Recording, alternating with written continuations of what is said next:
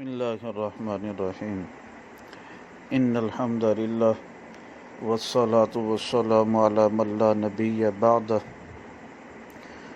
عقیدہ ختم نبوت کے بارے میں حدیث نمبر 125 بیان کی جا رہی ہے۔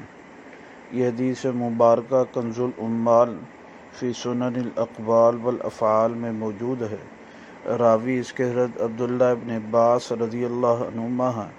نبی پاک صلی اللہ علیہ وسلم نے فرمایا، ان لی وزیرین من اہل السماء و وزیرین من اہل الارض، بے شک میرے دو وزیر ہیں آسمان والوں میں سے اور دو وزیر زمین والوں میں سے ہیں۔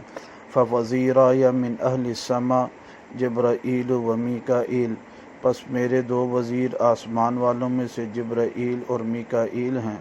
ووزیرای من اہل الارض ابو بکر و عمر، اور میرے دو وزیر زمین والوں میں سے ابو بکر اور عمر ہیں۔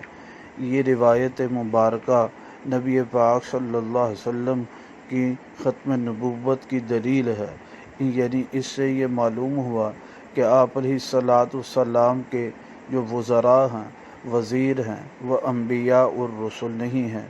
انبیاء اور رسول نہیں تو آپ کے بعد کوئی نبی نہیں جو ہے۔